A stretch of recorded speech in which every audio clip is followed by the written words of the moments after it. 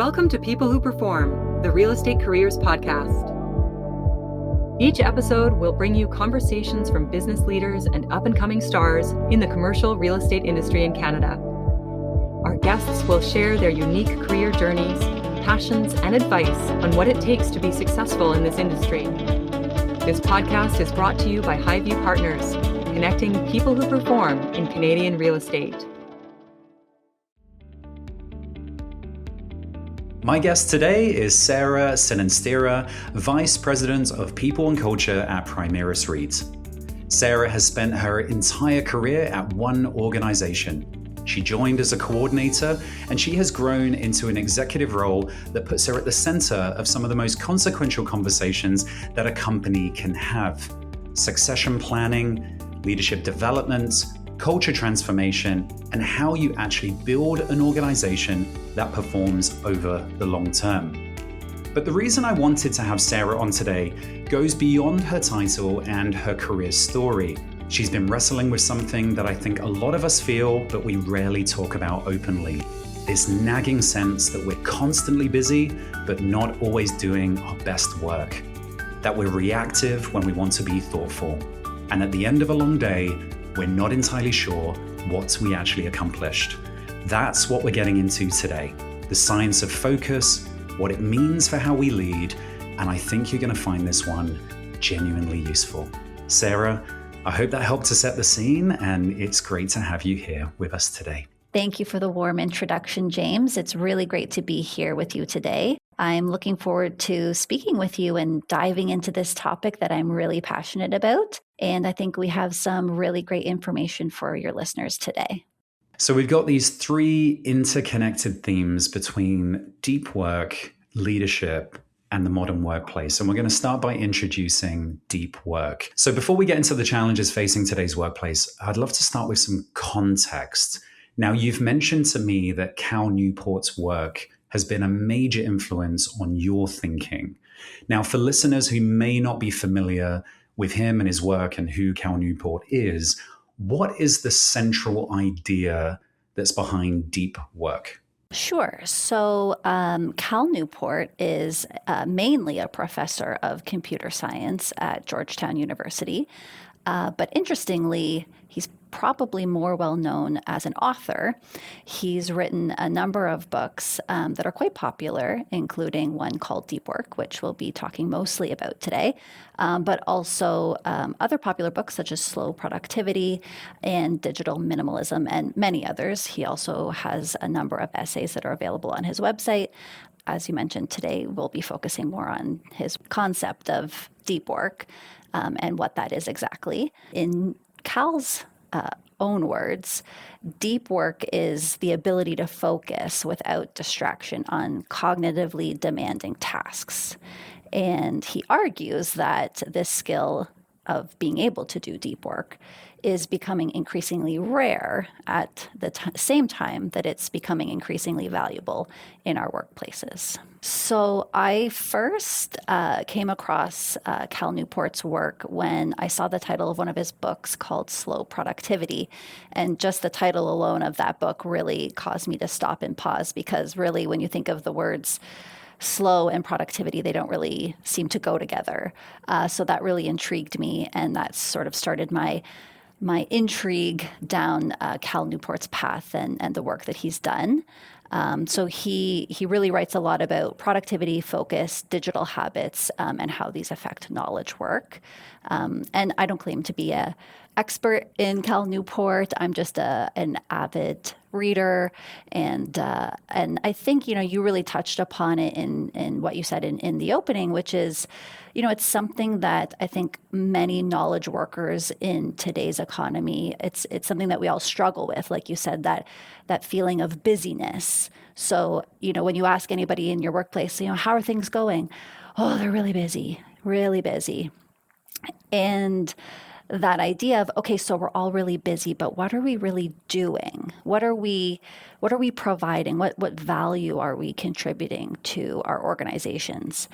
That was something I was really grappling with, and I felt really alone in that. And when I saw Cal's, that first book, Slow Productivity, and then started to go deeper into his work, I was so grateful because I didn't feel as alone anymore.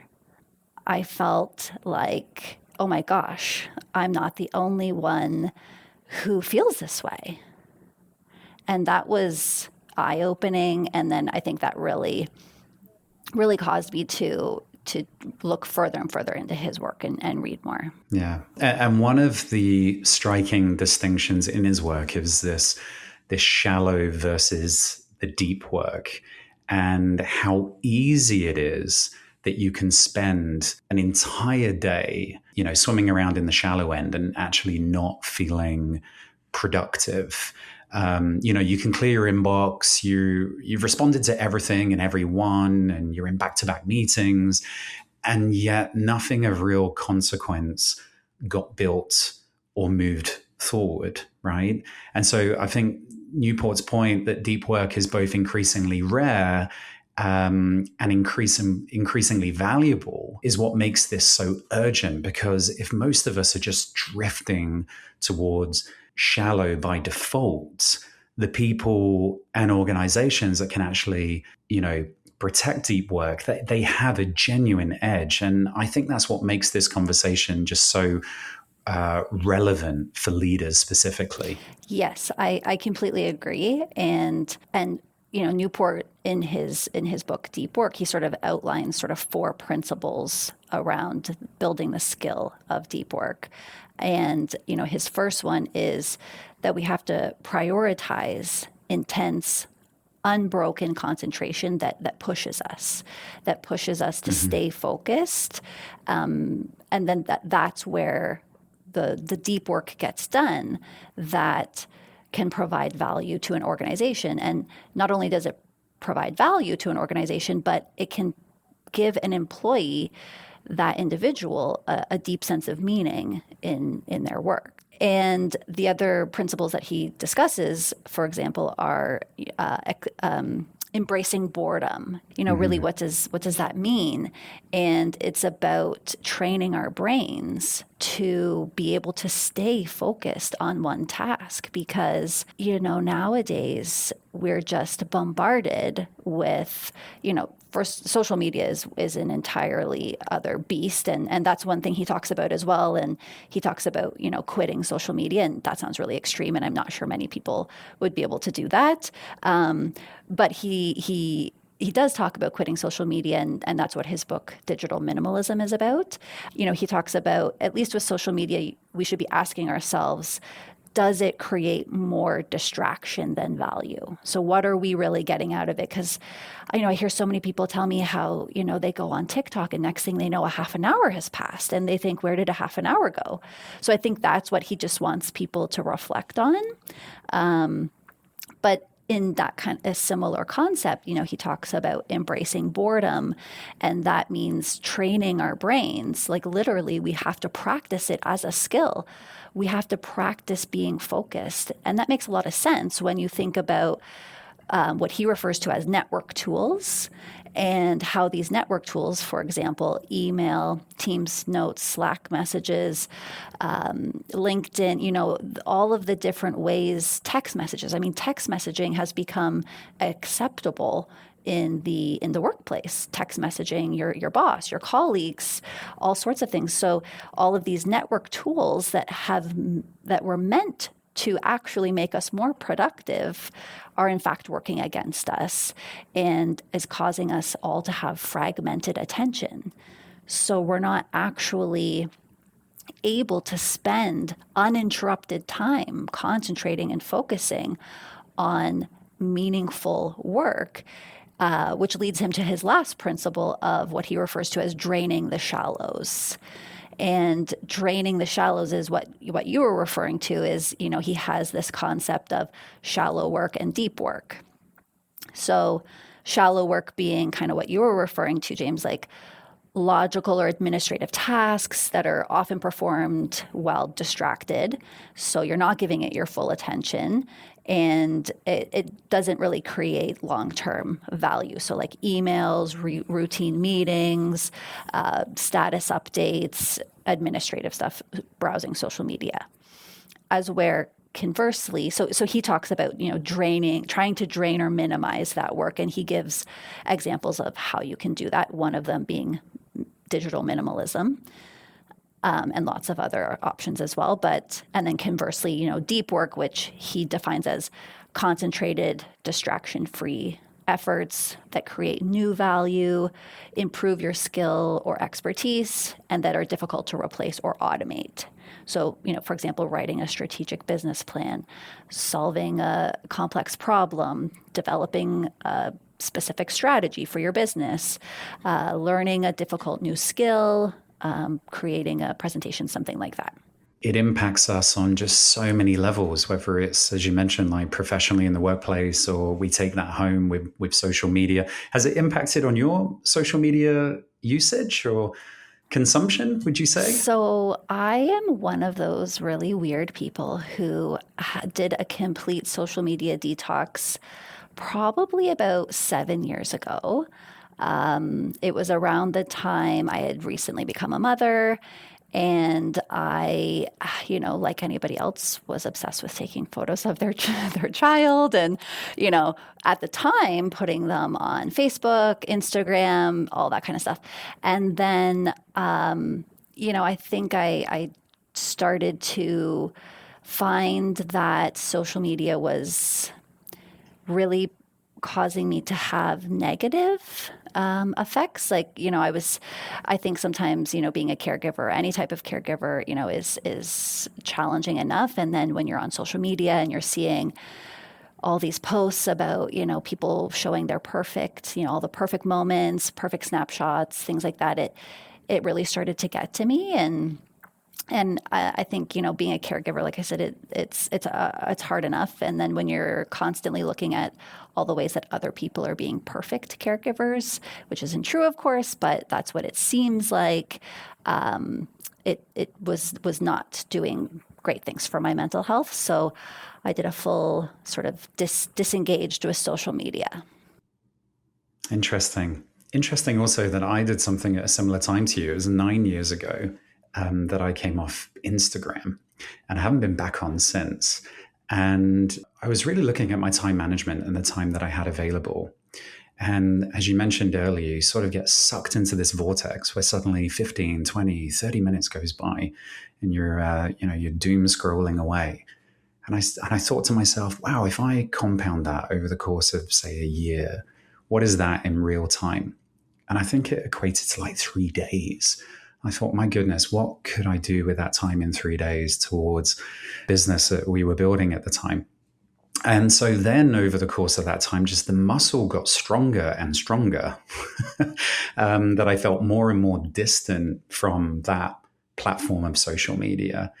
Now, on the contrary, I do also find that getting information to events or news or current affairs, it's such a powerful platform these days for people to get information here and now in real time, lifetime, that sometimes I feel that I'm a little bit behind the curve.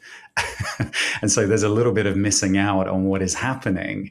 So I have been thinking recently about reintroducing it, but in a more intentional way.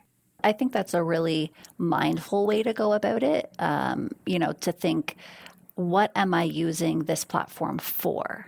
Is it to be informed, and about what specifically? I think Newport would support your, because you're thinking about it, right? You're thinking, I think you would. And you're considering, like, what value am I getting versus, with the time I'm putting in. I mean, we touched on some of this, but to go a little bit deeper with this, no pun intended, deep work, deep thinking, deep shares. Why do you think the concept has been increasingly relevant, or is increasingly relevant today? Well, I think that a lot of people struggle with this and they don't talk about it. And also, I think there's just more and more and more distraction.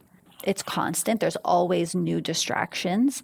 And I think the other part of it too is that knowledge workers today, they are faced with a much, much longer career than employees in the past, right? Typically employees maybe would have worked 20 to 30 years in their career, and then retired, probably usually between 60, 65, something like that was typical. But certainly now we're already starting to see employees retiring later for a variety of reasons, and knowledge workers who are in their 20s, 30s, they can likely expect to work into their 70s now. So we're seeing this career longevity. And it's kind of frightening to think, especially when you're at a place in your career where you're, really full on, to use one of your terms, right? To that you're feel like every day you're going 110%. It's scary to think, how can I keep up this pace for the next 20, 30, 40 years? So that's, I think that's why it's becoming more relevant today. That's where some of Newport's work around slow productivity, I think, really can also come into play. And then with deep work, it's about, again, building this skill that is uniquely valuable and will continue to be more valuable in our economy as time goes on. And as we have these longer careers, we need to really build and continue to keep that skill sharp to remain valuable. We see with technology, right? It just moves so quickly. There's always something new. We're all having to keep pace. And we have to be able to master the art of quickly learning complicated things. And that's what Newport, really wants, I think, knowledge workers to understand. I think that's a really compelling framing. It's not just about productivity in the short term. This is about sustainability over what could be a 4 or 5, hate to say it, maybe even 6 decade career. If you're running at that frenetic, shallow pace for that long, something is eventually going to break. Deep work it's not just a performance strategy here. It might actually help with longevity as well. I agree. And, and our work environments today are they're not conducive to the goals of deep work or slow productivity. Why don't we move on talking about why this matters? Now, you lead people and culture for a large organization. You spent a lot of time thinking about leadership effectiveness, thinking about organizational performance, and the employee experience. Why has this topic become so important to you personally and professionally, and how do you see it playing out in the workplace? It's important to me both personally and professionally because, I think I've committed myself to this type of career because ultimately I want to help people in a way. And part of that is part of the employee experience, which I'm very passionate about. And part of the employee experience is, I hope, bringing a calm energy to the workplace that's still very productive. And that relates to the slow productivity. But also, I want to hopefully make people's lives better. We all spend so much time at work. As we all know, more time awake at work than we do in our personal lives. And so I think if people can find more meaning in their work by being able to dedicate time to work that is meaningful to them and valuable, or to feel like they're really contributing and not just being busy, I think that's part of the employee experience. And the other part of it too is sort of future-proofing employee skill set and also the organization as well, in the sense of knowing that this skill of deep work is going to only continue to be more valuable. So how do we get employees and leaders and the org to embrace it and start finding ways to allow for this work to happen? I appreciate the groundedness in your response. I think people in senior HR roles will talk about strategy and frameworks and organizational design, and those things truly matter and they have their place. What you're describing is simpler and probably more powerful. And that is that you're in this because you just actually care about people. And when that's your starting point, a topic like deep work, it just stops being abstract. It becomes something personal. It's something that you can put on for size, because you want the people in your organization to feel like their work actually means something. And it's not just about surviving another week of endless meetings and emails and messages. And as you said earlier, text messages. So I appreciate that viewpoint. What have you observed in the workplace, Sarah, that concerns you? I think a couple things at least is certainly, digital distraction, both from network tools that are put in place by the company and any company really, like any sort of office corporate culture. We all use the same tools; they're very common. So certainly being bombarded. As we were saying earlier, there's just so many ways to get someone, right? I'm going to Teams message them, email them, call them, text them, LinkedIn messages, like it's endless. And then, but of course, still also everybody brings their phone to work, obviously. So, someone might finish a task, then they pick up their phone to check if they had any, personal messages, which we all do. But then, next thing you know, a friend sent you a reel. I don't actually know what a reel is, but I've heard of them. But so you get a reel, and then one reel leads to another, to another, to another, and then next thing you know, like we said, 20 minutes has gone by.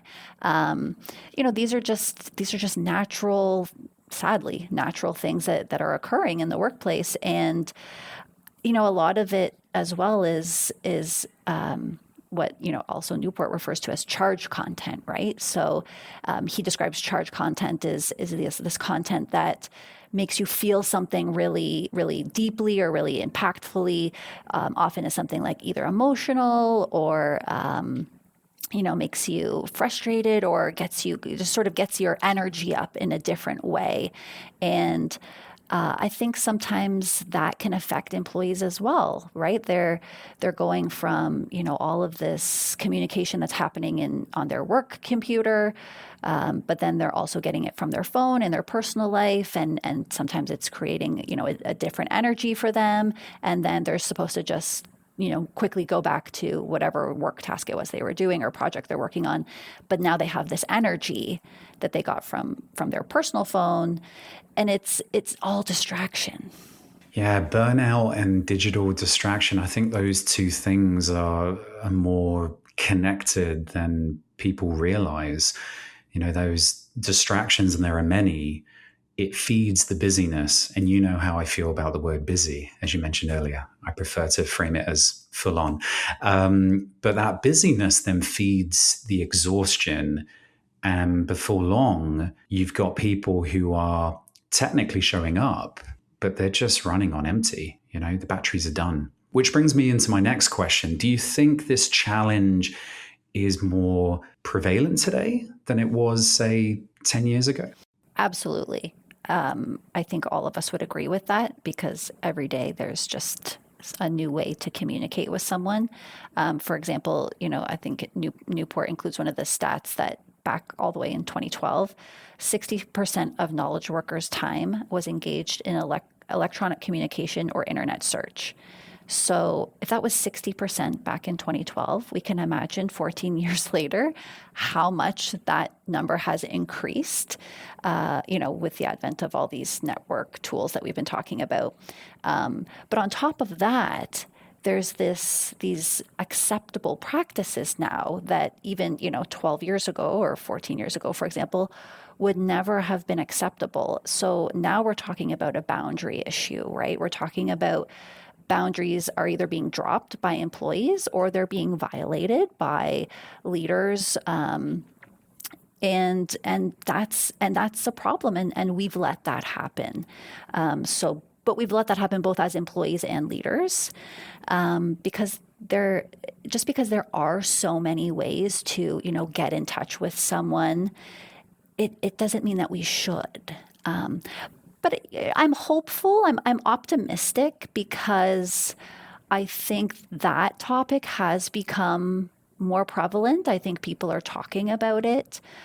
We've seen, now it's so much easier in Outlook, for example, for those who are Microsoft users, that when you go to send someone an email at the top right away, you don't have to go into any further tools. It says, schedule send. Would you like to send this during this person's work hours? You easily click that button, and now they're not getting that email after hours.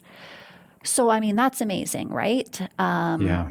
That's It puts that boundary in place. right. And that's in Teams now as well. If after hours you go to send a Teams note, it says, do you want to delay this Teams message until this person's online? Yes. It's getting so much easier. People, you see now in their signatures, they write, my working hours may not be the same as yours. Please don't feel the need to respond outside of your own working hours. So I'm optimistic. I think new younger workers are really coming in. They're coming in with boundaries, and they're holding their boundaries. And I think there's some push and pull between different generations in the workplace. On that topic as well. But I think younger workers are coming in and saying, these are my boundaries, and I'm sticking with them. It's a question that we often put at the very front end of any discovery calls or job intakes with a client is, let's really dive into your expectations around, when they're expected to be in the office, when they leave the office, is there after hours, is there any time on the weekend, are they expected to, for those roles that require travel, how many days away might they be from their family? Time is our most valuable asset, and it can so easily bleed into every other part of your life, and compromise your family, compromise the things that give you fuel outside of work, and then ultimately compromise your health. I think that stat alone is pretty sobering, right? 60% back in 2012, before the days of Slack and Teams, and before texting your colleagues became completely normal. If anything, I think that number feels pretty conservative now, to say the least. And I think what you're putting your finger on is something really important. Like, we adopt all these tools in the name of productivity, but nobody stopped to ask whether constant connectivity was actually producing better work, or just more noise, more activity. There's a big difference between the two, and just because we can doesn't mean we should. And that really, it really stands out for me. I think that's a line that applies to a lot of how we've designed our workplaces. And I feel the next question was semi-answered earlier, but what made you bring this topic to the podcast? I want to go a bit deeper with that. I think there's a lot of shame around prioritizing deep work, which I know sounds absolutely wild, because who would ever feel guilty for focusing, right? That just sounds crazy. Who would feel guilty about focusing deeply to create meaningful work that would move an organization's priorities forward? But they do. I think employees feel guilty about saying, I would like to block this time in my calendar to work on X project. I think why they feel guilty about that is because we now live in a corporate culture, just generally, about this constant response culture, right? Or this frenetic energy of having to respond immediately. And if I don't respond immediately, they're going to think I'm not doing my job.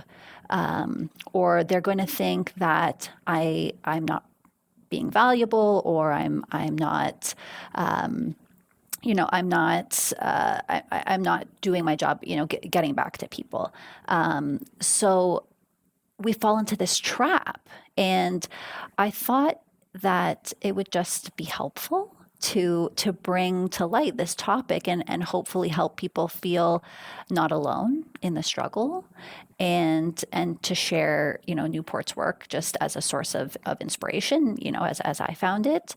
And maybe so that, leaders, employees can have a conversation about what does their commitment to deep work and minimizing distractions look like. And also so that leaders have, they can reflect on their responsibility to help build a culture, however big or small, that supports employees feeling like they can come to work and have a holistic sort of approach to their work, and not this, frenetic pace of shallowness. Because interestingly, we bring in all of these network tools over the years that we think are going to make us more productive, but in fact, it's done the opposite. And we're just all buried in the shallow work. So I think it's a great opportunity to talk about that. It's okay to take that pause and say, how can I structure my work differently? And how can I speak with my leader about that and get their support? Or for leaders to say, I want to give my employees this opportunity. And Newport even talks about, doing it as a trial, try it out, implement certain things for a few days or a few weeks and see if you see a difference. Yeah, there's so many side effects, isn't there? The analysis paralysis, to just feeling overloaded, to the shame piece that you brought up. I think that one really lands for me. We somehow created these workplaces where doing your best and your most focused work and being really dialed in feels like you're being unresponsive, feels like you've checked out. And that's a cultural problem, I think, as much as it is an individual one. And I love your motivation for bringing this into the podcast. And it's essentially the same reason, Newport's work resonated with you in the first place. If you didn't want people to feel alone in it, right? And which you easily can. And I think that's exactly what this conversation can do. You just give people the language and, more importantly, the permission to start having that conversation with their leaders. And if you're a leader, just to recognize that this is actually your responsibility to address as well. Moving into we're going to call this part the attention crisis. And one of Newport's core arguments is that our ability to focus deeply is becoming increasingly rare at precisely the time it's becoming most valuable. Do you agree with that assessment, Sarah? I do. I think that skill is becoming less attainable. I think many employees have a difficult time building that muscle for all the reasons we've already stated.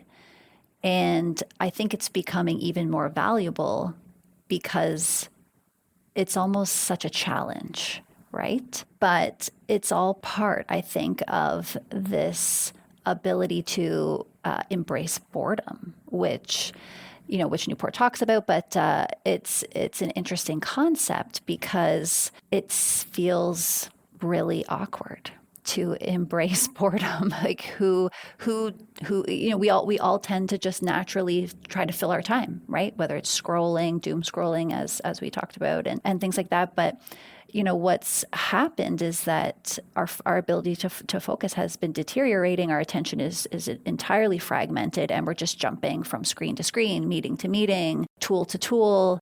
What it is doing is really putting us out of mental shape.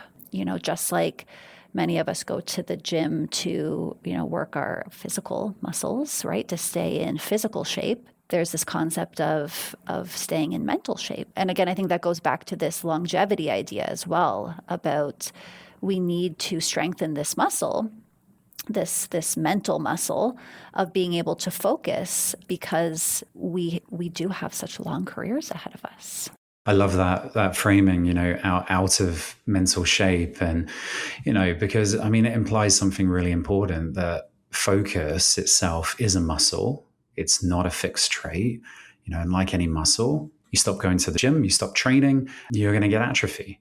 Right? I mean, another example that kind of comes to mind is this, the fact that the news and journal articles now tell us, at the very top, how long it's going to take the average reader to actually finish the article. I mean, that's a problem in itself, right? I mean, it's become so normalized that most of us don't even notice it anymore, that like a 4-minute read or it's a 6-minute read, it's there to lower that barrier, because publishers know we're doing a mental calculation before we even start reading, right? We pick it up. And if that's where we are with reading a single article, just imagine what that fragmentation is doing in our capacity for the kind of sustained complex thinking that we need to move organizations forward. So I think that the supply of distraction is infinite, and the ability to resist it becomes, genuinely rare and therefore genuinely valuable. So bringing this into the workplace for a moment, how significant is the issue from your perspective inside of the workplace? I think it's significant, certainly in the sense that if we don't build cultures that allow for employees to have time to focus without or with minimal distractions, then how are they having opportunity to work on projects or strategies, or even just some work that needs full attention? If that work isn't being moved forward, then how are the goals of the organization being achieved? And how much time are we losing to the shallow work when that could be time spent on focused work that helps achieve the goals? Yeah, I absolutely agree. I bring that inside of our workplace and our team, and we often refer to it as being this high versus low value activity at work. So we want to be spending as much time as possible doing the high value stuff. But some days you can find yourself spending the majority of your time on low value activity, getting stuck down in the weeds of administration, the routine tasks that need to be done. And I think organizations, this is where sort of technology comes into play. On one hand, it can be a detriment. On the other hand, it can be a huge benefit if used in the right manner, in the right time, in the right way, in terms of how we can allow ourselves to take off some of that low value, use technology to drive that forward, so we can just spend more of our time focused on the heavy lifting and moving the stones that are really gonna make a difference in the business and the organization. Yeah, I agree with you on that, James. And I think naturally what an employee would also think, or where their mind might go, not for everyone, but for some people would be that, well, that's what's, great about hybrid work, right? You can be at home, though maybe they would argue perhaps less distractions, and more of ability to focus. And maybe there's some argument to that, but on the flip side, I would say, I think, because as we see, there's a massive shift for return to office 4 or 5 days a week, being completely back on site. And I would say that, just like you said about technology helping us, I think there's a great balance to be had about coming into the workplace, collaborating with each other, collaborating with employees and each other, colleagues. And that's a great way to move work forward. That is value. That's time well spent. And then when you're not collaborating, I think there's ways that technology can help in the workplace. And maybe, so there's a lot of tools now, apps that can be used for minimizing distractions or timing your work on something. That's one thing Newport talks about, is setting a timer to train the muscle, right? Train the mental muscle. And then, maybe that's when employees, when they're trying to do their focused work at their desk with minimal distractions, maybe that is when we encourage employees to put in their AirPods or their headsets and to zero in. Maybe those are the ways that technology can help us. A very well thought out response. Thank you, Sarah. And that brings us to the final part of today's podcast, where we're going to look into deep work in leadership. Now, leadership roles often require constant responsiveness as well as availability. How can leaders create space for deep thinking while remaining accessible to their teams? It's a great question, and one that I often struggle with, because as a leader, I think to myself, if I don't respond to my team, I'm holding them up. I'm holding up their work if I don't get back to them. So that is a struggle. And what I've, and to be honest, very recently done with my team is I've tried to preface with them, I'm going to work on X project right now. Just something that simple. And I think other things that leaders can do is create an environment where it's okay. It's okay for employees to say that they're frustrated with the shallow work, with the emails, with the constant interruptions, all the different ways that you can get a hold of someone, and then offer them opportunities to practice building that mental muscle. So, creating conditions for those opportunities for deep work. So protecting focus time in their calendars. If someone on your team comes to you and says, I'm going to block off these 2 hours on Wednesday to work on X project, then, not scheduling a meeting during that time, or, maybe making a note in your own calendar to check in with them after that time block to say, how did that go? So respecting those blocks in your team's calendar, being thoughtful about, scheduling meetings. Newport has a bunch of questions that he suggests, asking yourself, does this really need to be a meeting? Could this just be an email? Things like that. And helping your team prioritize their work when you have competing demands, and ensuring that they know that they can come to you to say, I'm feeling like this project is taking a backseat to another one, or things like that. And then I think also most importantly, just modeling the behaviors yourself as a leader. So doing those things yourself so that your team sees it's okay. It's okay to do those things. And then leaders have to shift their own thinking for their own work instead of asking themselves, how can I get through everything on my to-do list, or how do I empty my inbox? Switching the thinking to what will create the most value if I give it my full attention. That was something you were touching on earlier as well for yourself. I think that shifting question is really the heart of it, right? From how do I get through everything to what deserves my full undivided attention? Because the first question is essentially a treadmill, right? There will always be more that we can get through. But the second question forces you to make a judgment call about value, and that's actually what leadership is about.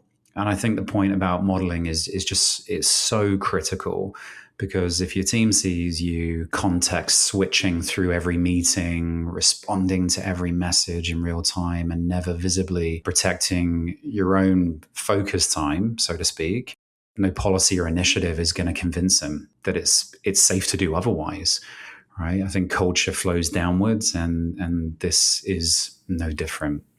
I think that's a really great word you used, safe. Yeah. That it's safe to do that, because I think that's what leaders can do, is they can show their teams that that's safe behavior. Absolutely. Sarah, thank you so much for joining me today. That was really insightful, but it was really great to do a deep dive on the deeper work. And thank you so much for your contributions. Thank you for having me. It was a pleasure.